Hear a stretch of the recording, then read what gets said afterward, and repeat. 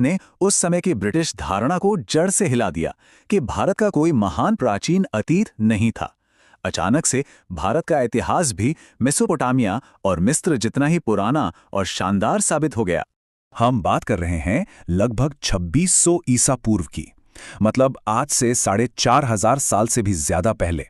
जरा सोचिए इस बारे में। उस जमाने में यहां एक पूरी तरह से विकसित शहरी सभ्यता मौजूद थी। तो चलिए वापस उन सुरागों पर आते हैं, ईंटें, मनके और अस्थियां। सवाल ये है कि पुरातत्वविद इन खामोश चीजों को एक जीती जागती कहानी में कैसे बदल देते हैं।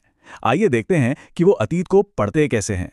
यहाँ हर चीज कुछ ना कुछ बताती है। मिट्टी के बर्तनों से उनकी कला और खानपान का पता चलता है, गहनों और मनकों से उनके व्यापार और हुनर का, औजारों से उनकी टेक्नोलॉजी का। वो पत्थर और तांबे का इस्तेमाल तो करते थे, लेकिन दिलचस्प बात यह है कि उन्हें लोहे की जानकारी नहीं थी।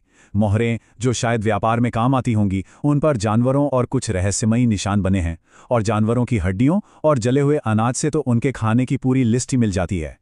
चलिए एक उदाहरण देखते हैं। हमें बिना किसी किताब या लिखे हुए रिकॉर्ड के ये कैसे पता चला कि वो लोग खेती कैसे करते थे? ये जासूसी के काम का एक बेहतरीन नमूना है। देखिए कि ये सारे सुराग कैसे एक दूसरे से जुड़ते हैं। मोहरों पर बैल बने हैं, मतलब वो खेतों की जुताई के लिए जानवरों का इस्तेमाल करते थे। फिर हमें मिट्टी के बने हल के छोटे छोटे मॉडल मिलते हैं, जिनसे पता चलता है कि उनके औजार कैसे दिखते थे। और फिर कमाल ही हो जाता है जब कालीबंगन में सचमुच का जुता हुआ खेत मिलता है। इतना ही नहीं, शोरतुघई में नहरों के निशान और धौलावीरा में एक बहुत बड़ा पानी का तालाब मिलना ये साबित करता है कि उनके पास सिंचाई का एक बेहतरीन सिस्टम था। कोई किताब नहीं, फिर भी पूरी कहानी हमारे सामने है।